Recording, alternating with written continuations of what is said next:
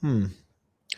I'm just looking now. There's a large oil spill in Kharg Island. Not sure if you saw. There's no information on it, but there's a large oil spill happening now off the Iranian coast.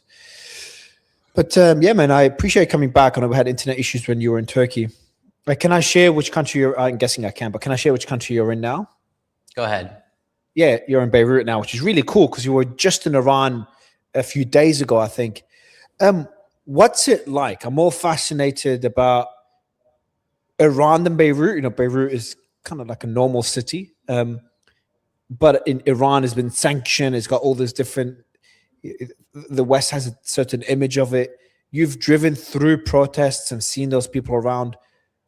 What's the biggest misconception about the country, and what's more importantly, what's the sense there at the moment? Are they expecting war? And I was just speaking to Professor Morandi a couple of hours ago, and he's saying Mario, war is imminent or very likely, not imminent, very likely. What sense did you get when you were in Iran and you spoke to different people there?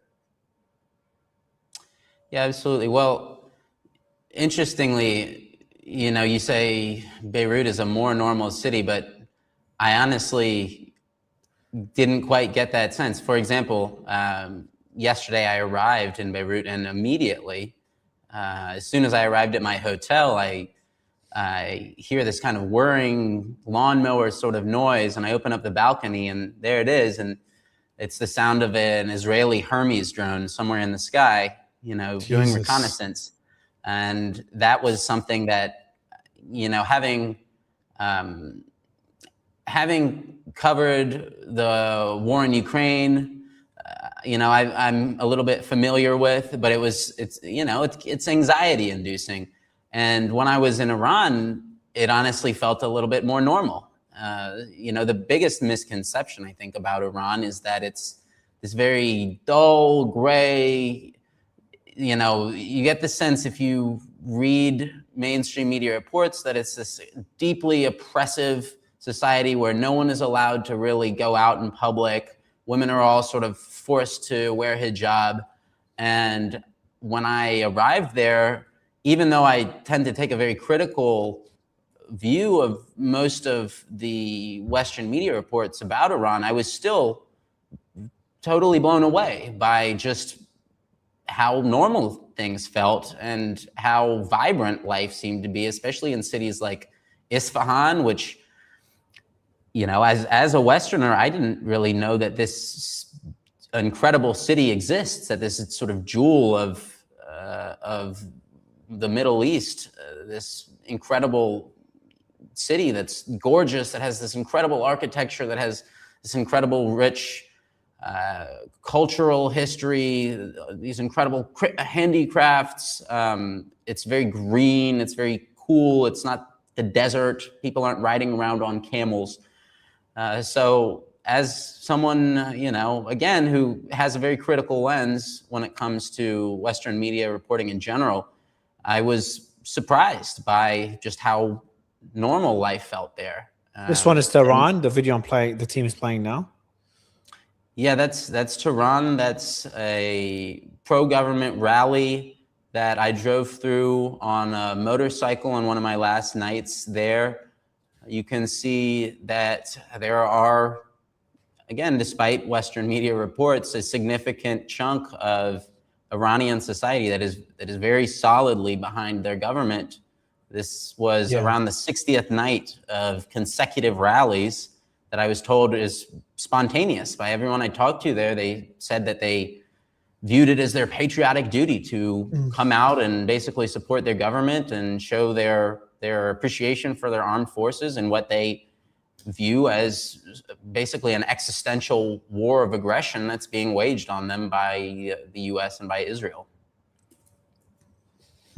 What do you make of, so on the question of what is the sentiment like? Are they expecting war, or is it they understand that Trump wants to get out of this war, and it's just about the terms that they will both agree on?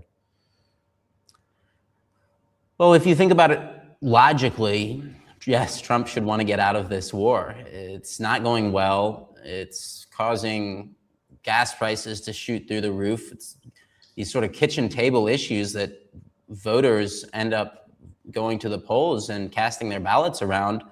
it trends very negatively for Donald Trump. He was forecast for a while to lose the House. Now it's looking like they might lose the Senate. And it's going to be all because of this war that I think he was sold by the Israelis, that Netanyahu told him would be an easy war. It would be like Venezuela, where he could go in and, you know, the people would sort of rise up against the government and everyone would be happy to see them and the U.S. would be greeted as liberators. They couldn't be farther from the truth. So the sense that people have when I was there, I think, was a little bit less, they were less inclined to say, okay, yes, war is imminent.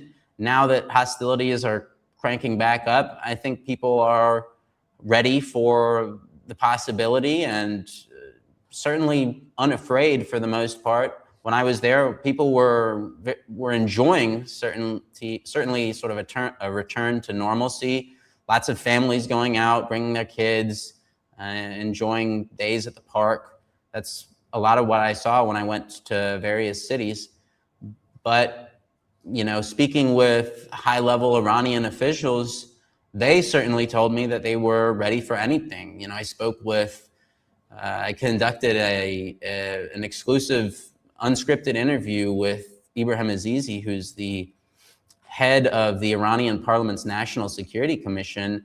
He told me it's highly unlikely that Iran is ever going to allow the United States to return to the Persian Gulf, that they, having basically kicked out the US military presence, they have no intention of allowing them to return.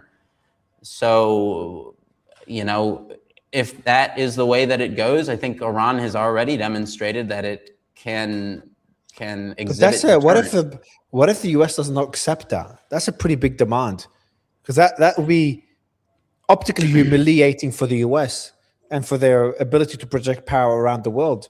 Would there be any terms that Iran would accept to allow them to go back to allow freedom of movement for American ships and warships through the Strait of Hormuz, through the Persian Gulf? Is there any scenarios where that could be the case? The attitude from the Iranians is you're welcome to try. And we've seen, so far, we've seen a handful of attempts by the US to send destroyers through, send what Donald Trump called minesweepers. The first time this happened, right after the announcement of the ceasefire, they got near the Strait of Hormuz, turned around, and haven't really been back since. The aircraft carriers that once were able to navigate freely in the Persian Gulf are now hundreds of miles away, shooting missiles from standoff range. So, you know, their attitude when I spoke to them was, again, you know, if you want to try again, you're welcome to, but the Iranians say, you know, the US won't have any more luck than they did the last couple times. Yeah, but that's just saying now during wartime. I'm talking about a deal that is reached that would allow, is there any concessions that the US could offer, sanctions relief, unfreezing of assets, that would allow normalcy to return to the Persian Gulf, freedom of navigation for ships throughout the straits? Well, both sides are continuing to maintain these maximalist demands. And while that's sort of Trump's MO, to just demand the most possible concessions that he thinks he can possibly get, the Iranians have no real reason to grant those to him. As far as they're concerned, they're winning.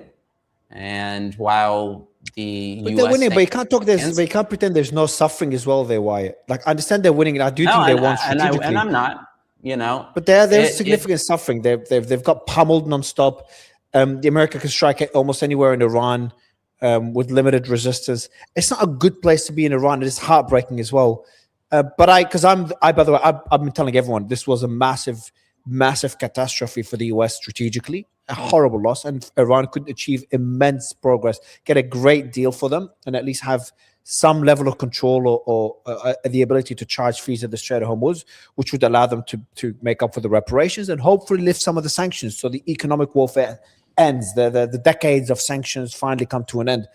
But I just don't, there's a sense that people kind of take it a bit too far and say Iran won the war and they can ask for anything they want.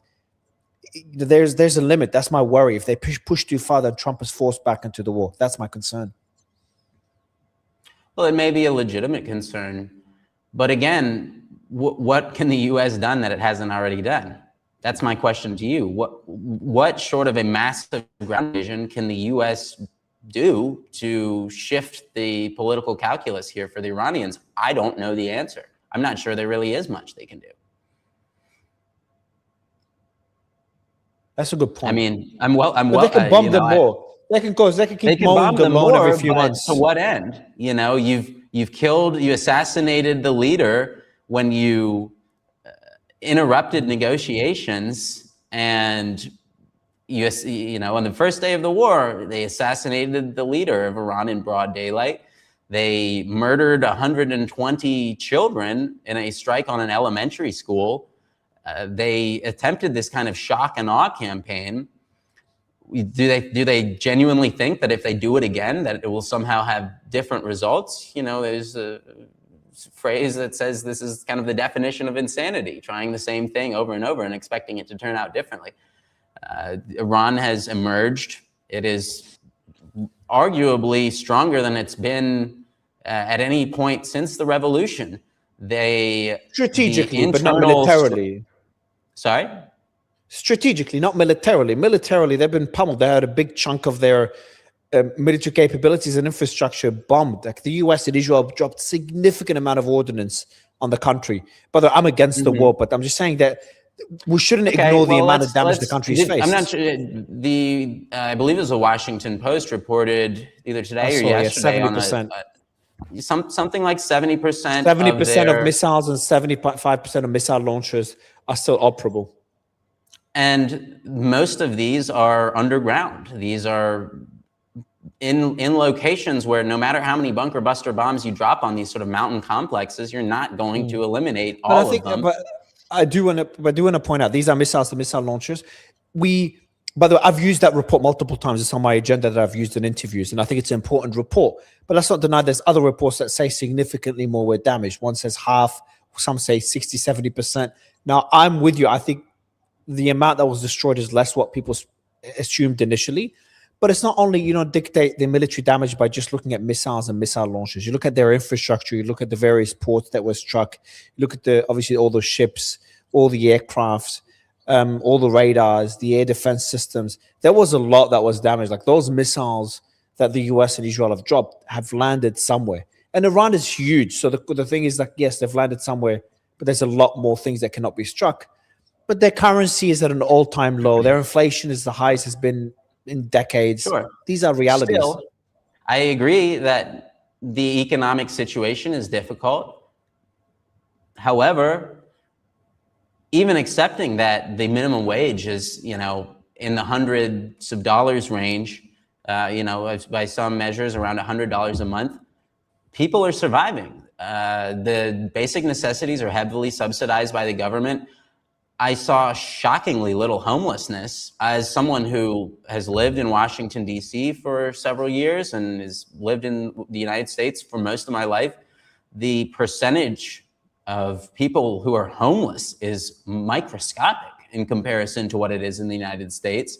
So they have, and despite the fact that, again, their currency has been highly devalued by this long-term sanctions campaign, the maximum pressure sanctions campaign by Trump, their cities don't really reflect that because they've developed sort of an alternative economy in which they're able they're a fully self-sufficient society. It's not like Venezuela or Cuba. Where they can, you have this blackouts and, Cuba, for example, isn't energy self-sufficient. It's not food self-sufficient. Yeah. It's not the case in Iran. But the fact, true. But the fact we're comparing to Cuba and you're talking about people are surviving, it gives you an idea of the hardships that are being faced in the country. Remember, people were protesting on the streets in January before the country got bombed. I'm comparing it to Cuba and Venezuela because it's a country that's been under sanctions for nearly 50 years. And the results couldn't be farther apart. That's my point. But yeah, I don't. Now, the point I'm making No, not at all. You're welcome to interrupt and push back as well. I enjoy the back and forth. I agree with most of what you're saying, by the way, but it's kind of playing devil's advocate in some parts. Is the point that I'm making is the fact that we're talking about survival just shows how badly. Like I'm in the UAE right now, and the UAE Right. is flourishing. There's festivals, there's events. I can go on the app, deliver any food. People come in and out of the country. Can That's you a country turn that your was camera attacked around and show me significantly. what's happening outside your window? You know, if the air defense is activated? No, so I wouldn't. I would usually I would do it with my background, but I've moved houses and I don't put it out of my window because I don't give up my location. But no, there hasn't been any air defenses today. But I'm saying is just to let you know, the Gulf, not only the UAE. I live in the UAE. The entire Gulf, life is as normal. You know, you could go paddle, dance, events. You know, there's traffic again. Not what it was before. Normal. But what I'm saying, if you How, compare the the Gulf, hotels are at what, 10% capacity? I mean, 60 to 70% capacity.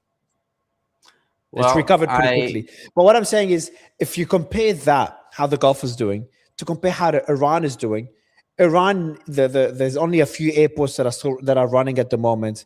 I think that you can easily compare. People can give anecdotal experiences like your visit, but I think there's certain indicators that show how well a country's doing.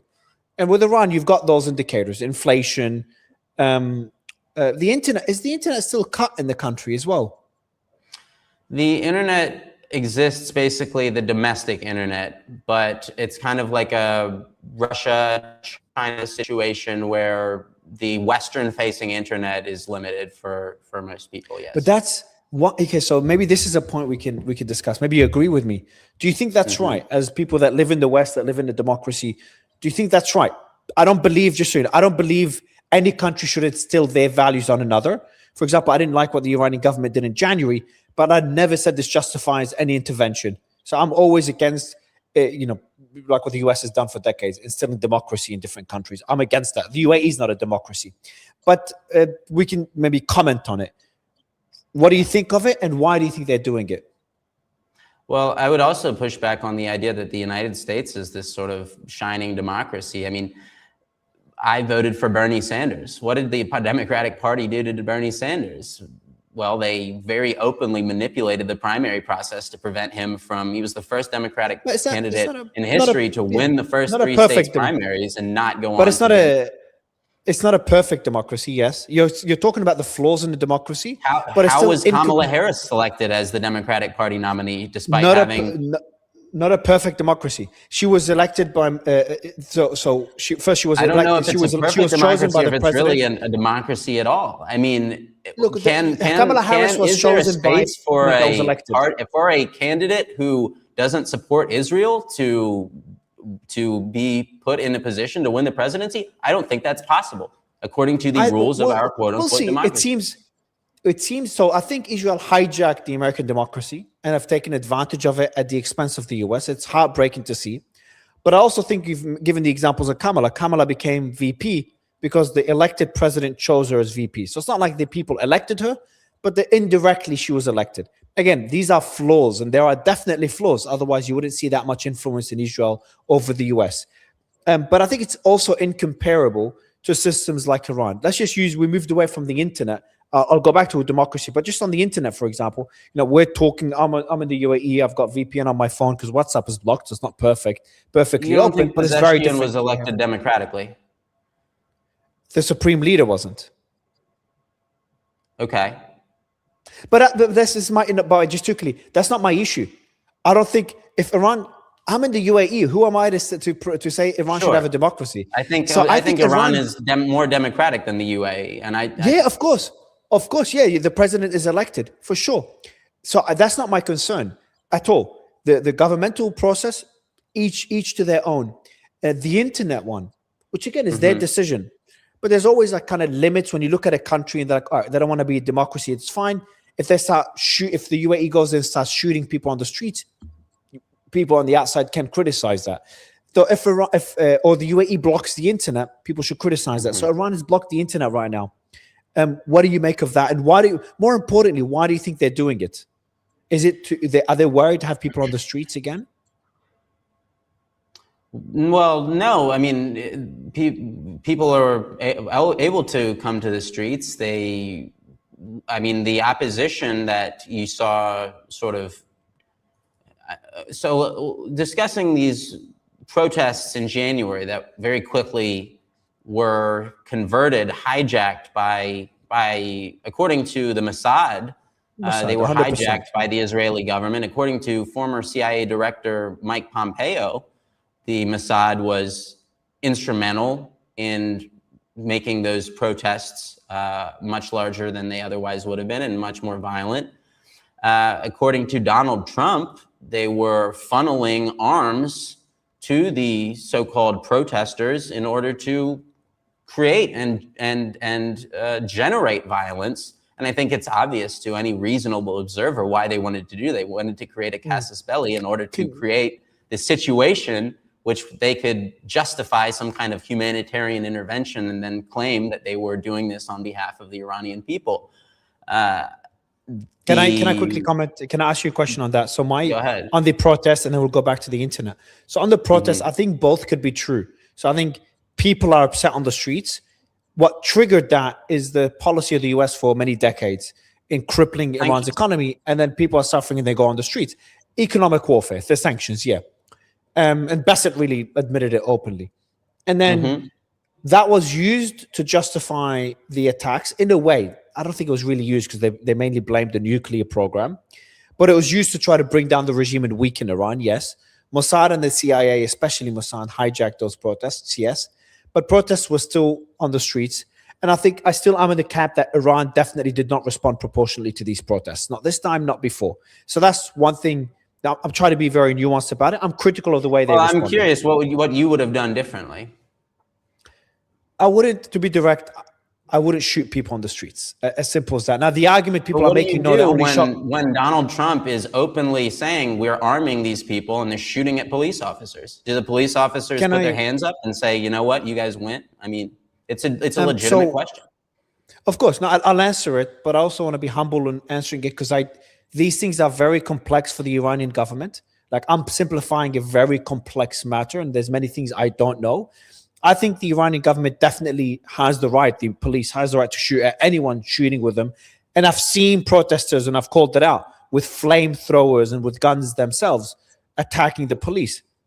I'm against that. But I'm saying when you start targeting, especially in previous protests, when you start targeting civilians, I had a Human Rights Watch executive director who's very critical of the war and Israeli foreign policy, etc. He was also critical of the way Iran cracked down on protesters. And on a more general level, well, if I was Human Rights Watch has a checked record of its own of collaborating with U.S. intelligence on a number of issues. But I mean, yes, I mean, when you, again, for the United States, this is kind of like a fun exercise in quote unquote democracy building. For the Iranian government, it's existential. And ironically, Trump's extreme aggression against Iran has done, I think, far more than the Iranian government could have done on its own to unify the Iranian people in opposition to a foreign would-be occupying power, which openly seeks to steal their natural resources and kind of bomb them into submission.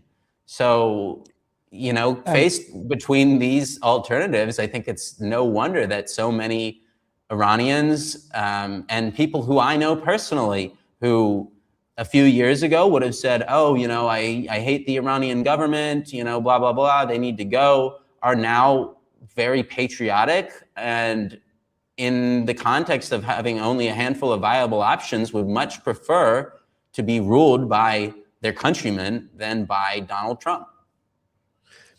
I want to press you again on but I agree with the point. The war really, if the goal was regime change, they've achieved the complete opposite. Such a stupid war. I want to ask you again on the cutting of the internet. Do you think are you critical of that decision? Well, look, as a journalist, I support maximal access to information by people in general. But let's get into what the Western government is and what Western AI is and how the Western information ecosystem sort of functions. when you turn on the internet, which itself was a DARPA creation, a military creation by the United States, that's what the internet is. It was created by DARPA. It functions within this context of Western intelligence. There are backdoors in nearly every Western created device, allowing for the NSA, and this is all documented by Edward Snowden, a whistleblower who is so persecuted for telling the American people the truth that he has to seek refuge in Moscow. And Moscow, Russia is the only place where he's able to speak his mind freely.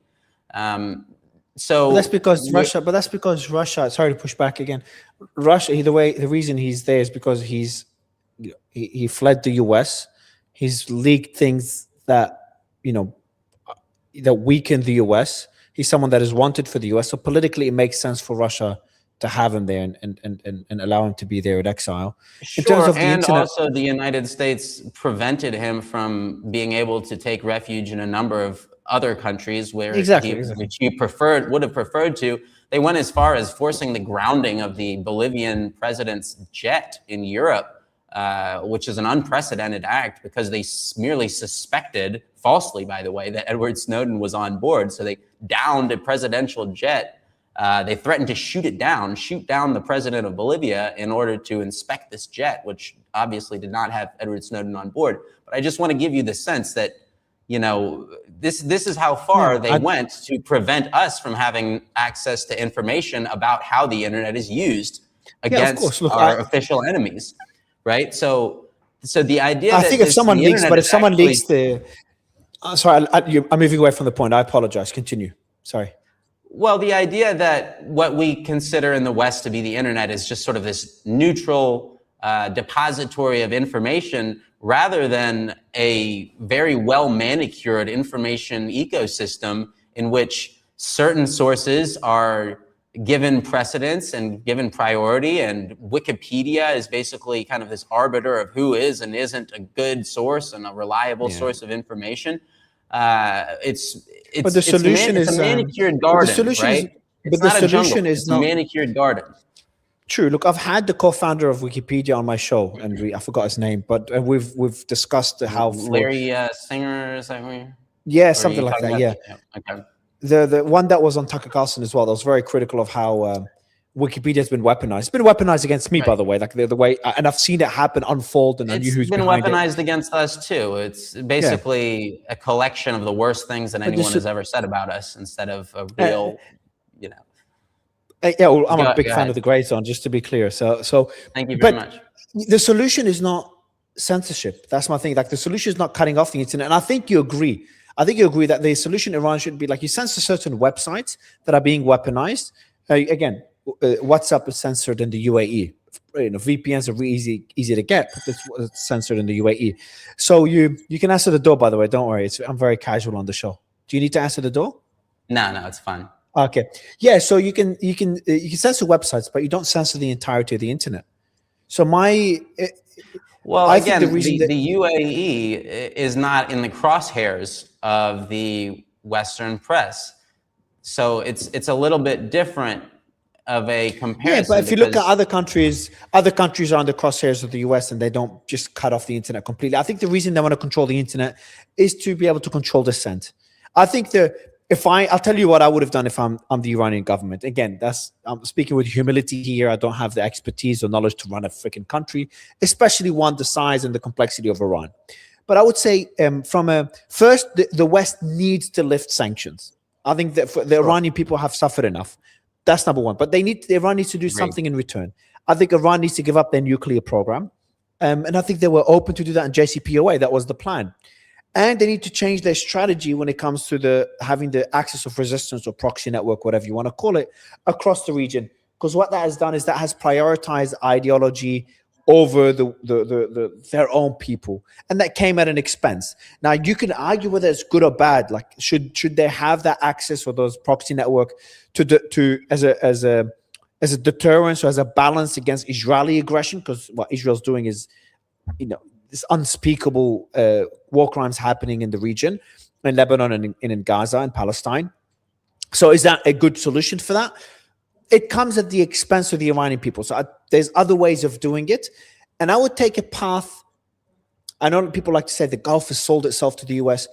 Iran could have prospered like it has in the 70s. I'm not saying sell their soul, but I think they could have pursued a different foreign policy that would have led to more prosperity for the country and moved away from the nuclear program. program. Would have been, because it's been a basically long-term, stated or unstated at times, objective of the United States to pursue regime change in Iran, and no matter the cost, which is why Donald Trump ripped up the JCPOA, despite everyone and their mother acknowledging that Iran was complying. So you're saying with the access, the proxy network is like a deterrence for any aggression for regime change? Well, it's like chicken and egg? I would even push back on the notion that all of these resistance groups are Iranian proxies. Has there been any reporting, for example, that Hamas consulted with Iran before October 7th? I don't think there has.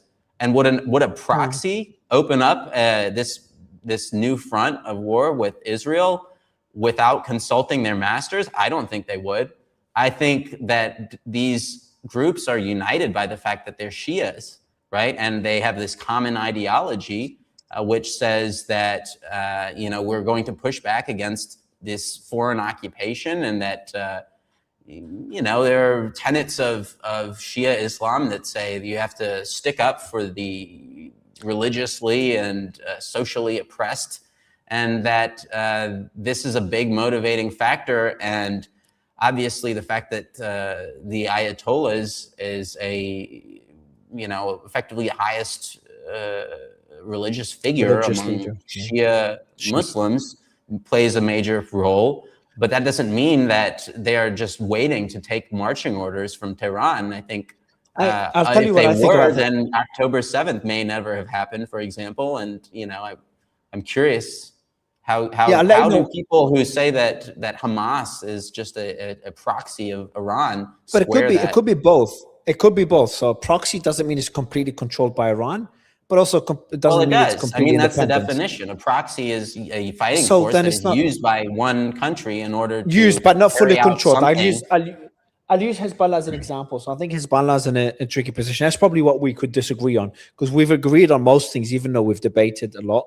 But on a general point, we've agreed. What we're going to disagree on is Hezbollah. I'm guessing you're in a position that Hezbollah is. I'll actually tell you my stance. Let me know if you agree. Hezbollah was created in Lebanon, was inspired by Israeli aggression. But to be clear, there were resistance groups in Lebanon even before Hezbollah fighting Israel. And then Hezbollah came in and was supported by Iran. So Hezbollah was not the first resistance group, but it came later on, about 2 years after the Israeli invasion, and there's other resistance groups. And then since then, it's grown into a military wing within Lebanon that pretty much controls the Lebanese government to an extent. The Lebanese government has limitations of what they could do. For example, they can't disarm Hezbollah, one of the examples they cannot do, even if they may put it into law, as they did a few months ago.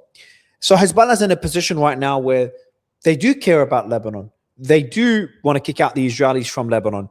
But at the same time, the reason they're so powerful is because of Iranian support. And when you have a country supplying you with almost all your weapons and finances, which is Iran, that's the main source of finance, and military equipment for Hezbollah, you have to also support Iran when they request it. Iran has the right to request things from Hezbollah. So Hezbollah is loyal to both Lebanon and Iran. And the only thing you can debate is which one takes precedent and when. That's what's obviously very nuanced. But in general, it's not an independent group that decides when to support Iran. They do have obligations because of the amount of support that Iran has given them. That's my stance on Hezbollah. I think they have operational and to a certain extent strategic independence, but this is not really my area of expertise. I will say, I'm far more interested as an American in where my tax dollars go, and that's not to Hezbollah, it's not to Iran, it's to a country like Israel, which is carrying out war crimes that have been documented. My government is carrying out war crimes, I'd be interested in discussing with you some of my reports from Iran, where I was able to visit the sites of numerous American war crimes carried out by our military. Were you with the guy? I want to ask you about them. There was a guy, Lisa, who was the guy that was in, he's based in Greece, I think. He's a YouTuber, and he was in Iran as well. And every time he would visit a location with a group, there was a group that was invited to Iran. He would visit it, I think Dimitri Laskaris. Were you with him in that group of journalists? No, I wasn't. Okay. But I'm familiar with Dimitri. He was actually the reporter who broke the story of the landmines being dropped by the U.S. In southern Iran on civilian locations, which the mainstream media later reported, but which otherwise would have escaped Western notice because it would have been dismissed as some kind of Iranian misinformation. But because thankfully they were dropped. Did they drop the mines that I remember now the story. They dropped it, and allegedly, I think you might disagree with it, but on the openings of the bunkers, the underground missile silos, correct? Well, they may have claimed that, but they landed in civilian areas and they maimed and disfigured civilians. So, however they're framing it, look, the claim by the U.S. and by Israel has basically been that any and every civilian infrastructure project in Iran is somehow dual use because it could potentially be used by the military. That's why they bombed the B1 bridge outside of Tehran, this massive infrastructure project that took 7 years and hundreds of millions of dollars to create in conditions of extreme economic aggression. That's why they bombed virtually every transmission station, I think 19 transmission stations of IRIB, the national broadcaster. Bombing journalists is a war crime under virtually every Did they bomb it, if you don't mind me asking, did they bomb it, I'm not justifying it, just genuinely curious, did they bomb it at night when it was not operational or during operating hours, or was it 24/7, the stations? I'm not sure about every single one of these 19 stations. I spoke outside of Isfahan to the family of a guard who was killed outside of an IRIB transmitter station. He had no real political affiliation, but it's another family destroyed by our military for the crime of guarding not even a broadcasting booth itself, but again, like a satellite dish, a transmitter station. They killed a man, left his family without any means of providing for themselves. The worst by far. Yeah, I was going to ask you what other things you've documented. Yeah. Was when I went to the newest cemetery in Iran, which is in Minab, where the United States, on the first day of hostilities, carried out a double tap strike with Tomahawk missiles on an elementary school, killed 73 little boys, 47 little girls, 120 children. I spoke to many of the grieving parents, none of whom, as far as I could tell, had any affiliation with the military at all.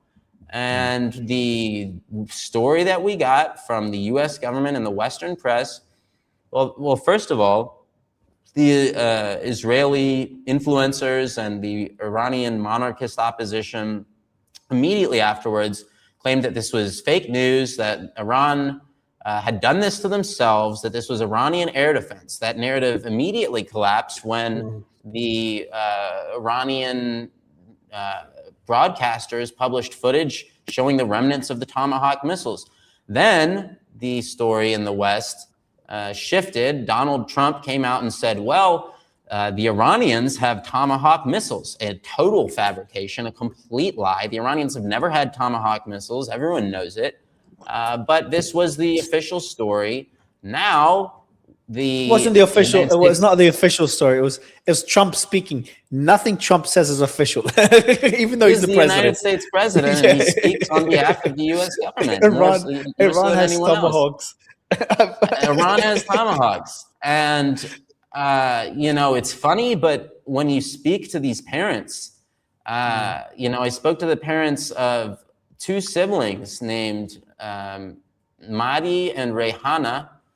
I spoke to her grieving mother, and I documented footage, and I encourage everyone watching to go to my Twitter highlights, and they can find this for themselves, or go to the Gray Zone's YouTube page, and they can find this report that I filed where I showed their mother, these two children's mother, having to collapse on the ground and caressing longingly the grave of her little girl, weeping and desperately wishing that she could have her back, then stand up and have to go to the grave next to it and do the same for her little boy. I was told that Rehana had survived the first Tomahawk missile. She ran outside. She could not find her brother. So she went back into the school to search for her little brother, and that's when the U.S. military dropped a second Tomahawk missile on this school. Which and one killed, is it? So I retweet it. It's I can't quite see, but if you sorry. scroll down a little bit further, go up a little bit. You see that me embracing. This is an older gentleman. That's, if you click that, the report is in the reply to that. Okay, I'll retweet it for the audience if they want to see it. Who told me he was one of the first people on the scene, and that he was searching desperately for children who'd survived, but the only things that he found were disembodied hands and feet of tiny children. And this is what U.S. foreign policy means for Iranian people. It does not mean liberation. It does not mean joy and victory and all the dancing that you see from the wealthy Iranian expatriates living in Los Angeles who say that this is somehow a liberation for these people. It means their children being blown to pieces by Tomahawk missiles in what they said was an intentional strike, an effort to strike fear into the Iranian people. And to break Iran their says will. that. Iran said that. That is what the parents told me. That is what the parents over and over again told me. The parents who are furious that Iran is even considering negotiating with the government that did this to their children. Yeah. Yeah, I've seen the footage of that strike. Yeah, in the reply to, that was one of the most difficult days of my life. I kept breaking down over and over again, because how many parents can you talk to who are just devastated, broken inside? The loss of a child is really the worst thing that can happen to anybody, and I wouldn't wish it on my worst enemy. It is so utterly devastating that words cannot do it justice. But again, that's what we did to these people. And for us now to claim that we're somehow interested in improving their lives, it's just laughably absurd. So, I don't buy really any narrative that says that the U.S. government has the interest of the Iranian people in their heart. No, that's just stupid. Every country has their own interests. Like whenever they use humanitarian reasons, 90 whatever % of the time it's wrong. There's another video that we posted it as well, unrelated, but it just kind of shows how stupid wars are. I know you guys in Gray Zone have heavily covered what's happening in Palestine. There's a video that was sent. I saw it today. I'll find it in a bit. But it's just an older, two kids, and one is consoling the other after their mom died. It's like, this is the ugly side of war. This is what people don't understand. And we never have to face the consequences as Americans. We go out and we do these things freely. I say we, I'm referring more to the upper class, to the, what they call the Epstein regime. They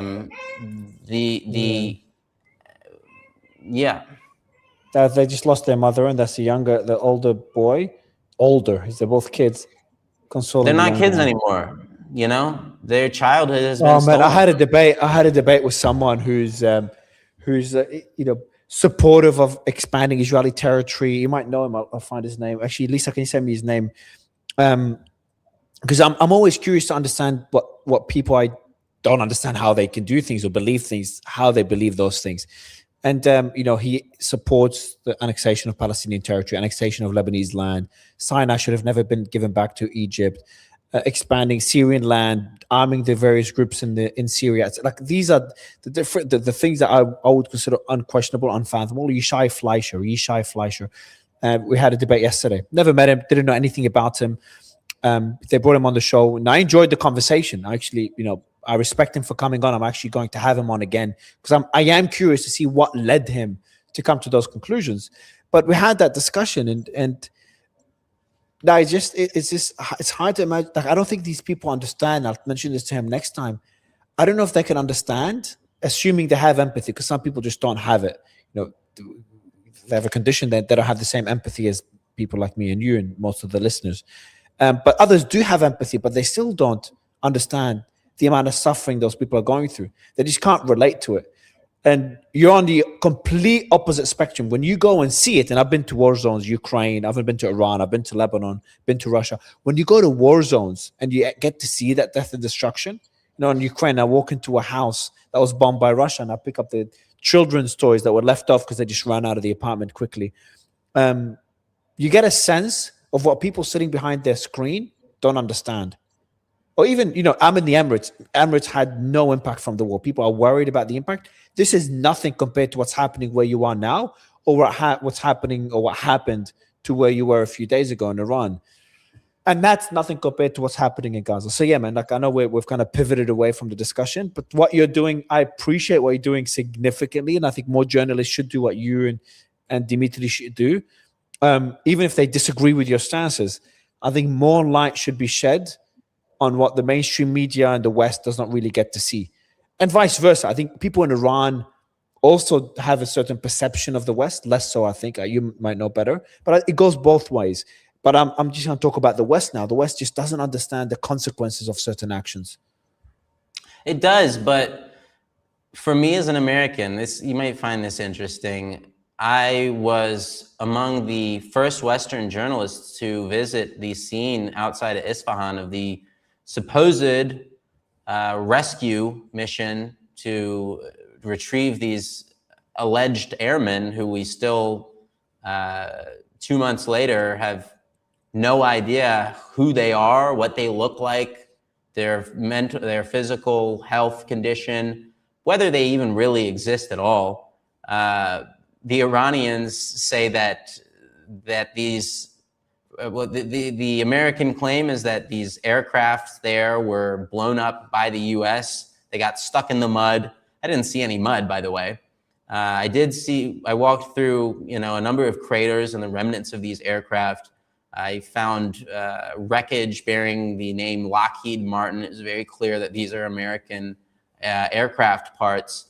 The Iranians say that these Americans were not there to rescue this downed airman whose plane was shot down some 110 miles to the south, who supposedly broke a leg and then walked 110 miles up a mountain in the span of about 48 hours. What do you think it was to extract some of that enriched uranium?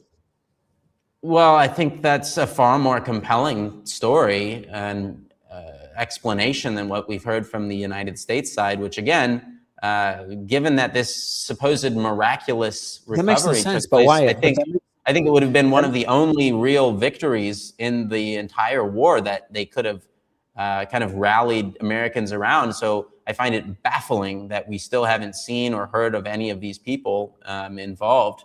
Yeah, but I think it's a fair point. I don't know why we haven't heard from them. Hopefully we do. But we haven't heard from the person that shut down, that captured Maduro either.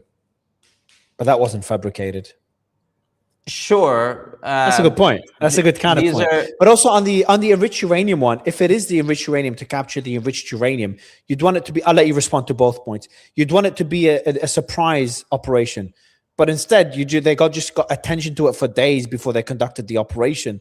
If it was the operation to extract the uranium, they would have had all the equipment come in, etc., and conduct the operation while they're distracting them somewhere else.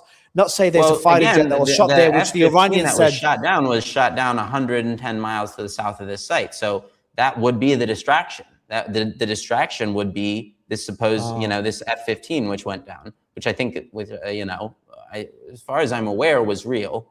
Whether or not anybody survived. Again, I think it'll be years. And there are obviously kind of questions remaining regardless of which side of this that you come down on. It's just very strange. For example, the recovery of this American passport. What was an American soldier doing with their passport there on them in the first place? American soldiers don't deploy with passports. They deploy with dog tags, and that's their only identifying. Who captured it? The Iranians? Yeah, this was displayed by the Iranians in the days afterwards, along with the underwear that was left behind, the wreckage of these planes.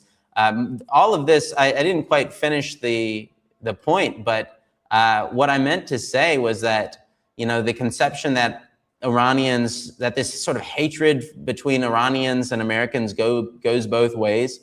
People point to the chants by the pro-government people, Marbat America, right? They say, death to America. I was hearing these chants by the pro-government Iranians when I was at Isfahan. It was also one of the first times that Iranians were allowed to go to this site. So I'm hearing Marbat America, and yet simultaneously, I'm walking around as an American, and little kids are excited to talk to me. People were excited to see an American. They're chanting death to America, and when they see an American, they greeted me with open arms, and nobody said, get out of here. What are you doing here, you American? I think anyone that has a perception that Iranians would just hate any American is just stupid. Even Afghanis, there's a traveler I always watch that goes to these countries. No, he was to Iran. Iran was one of his favorite countries. Very hospitable people.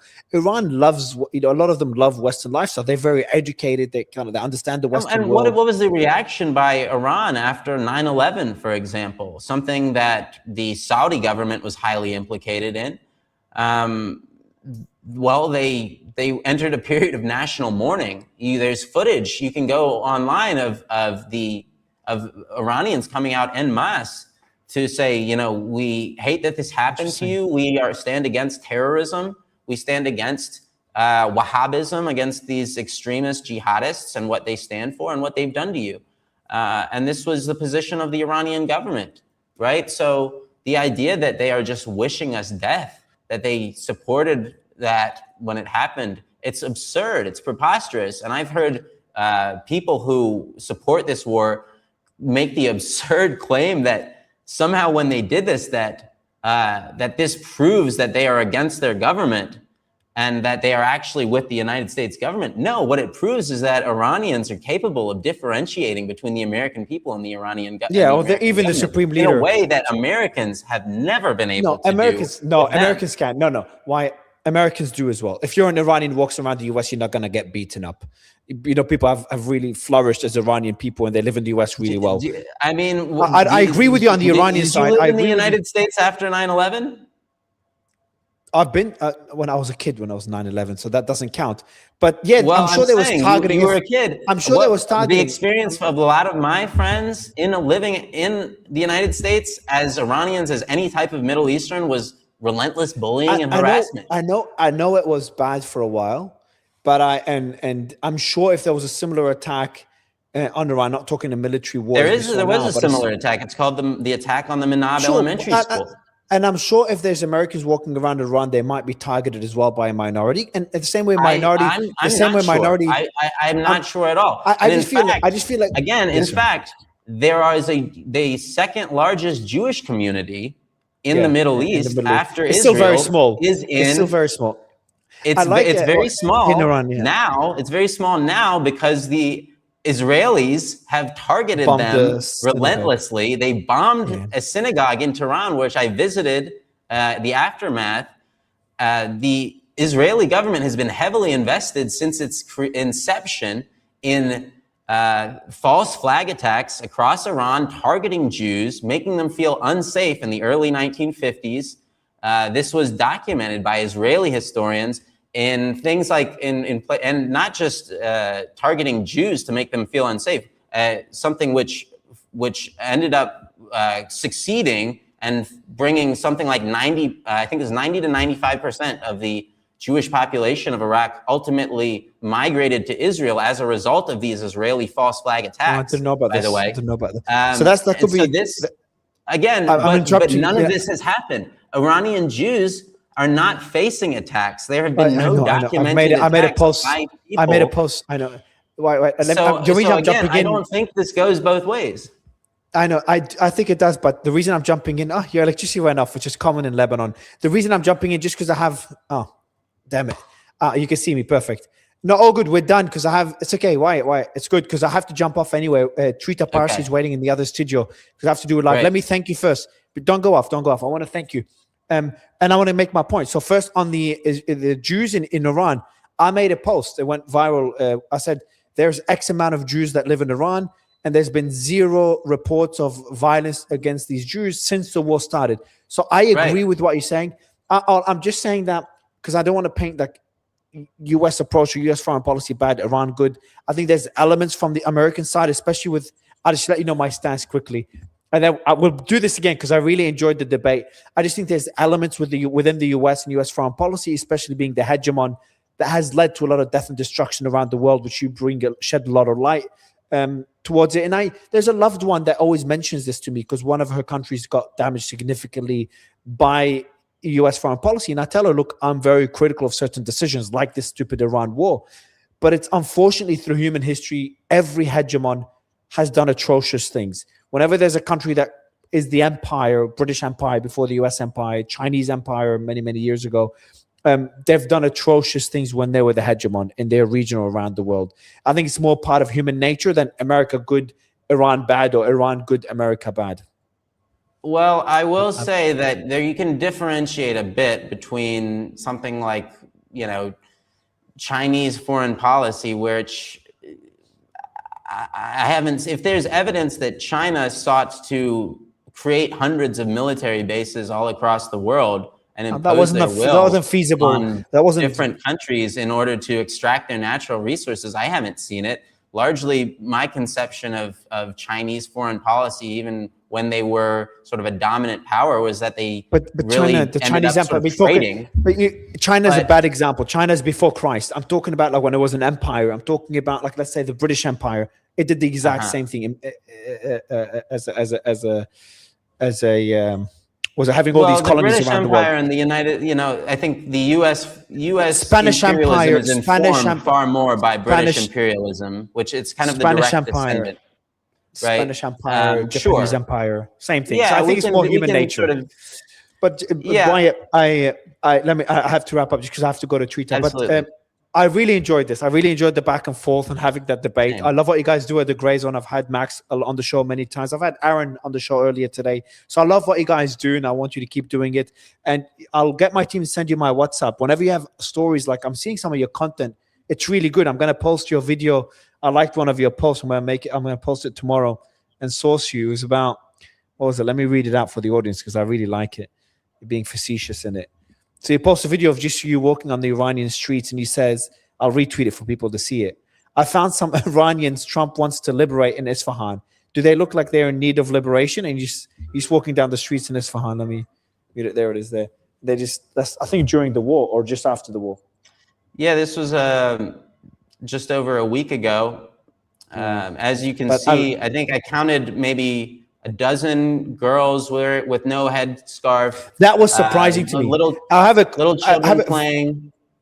Go ahead. Children playing. But yeah, the headscarf is a surprise. There's a woman there without it. Very, very briefly, because I have to go to Trita because he's waiting. But very briefly, the headscarf thing. Have you been to Iran before the war? This is my first time. Okay. No, because I've been told the headscarf thing, they're already more lenient than they used to be many years ago, but they became a lot more lenient after the war and after the January protests than they were before them. But anyway, look, we'll have the discussion again. Wyatt, Absolute pleasure to have you on the show. Thank you so much for your time. Thanks, Mario. Take care, brother. Stay safe. All right, guys. I'm going to have Wyatt again. Incredible conversation. Great guy. And I hope you enjoyed it. I hope you enjoyed the back and forth. And I tried to play devil's advocate because I enjoy it sometimes. And I like to challenge some guests. We have Trita Parsi, I think our last show of the day, coming up in a minute or two. I'll be going live again. Bye.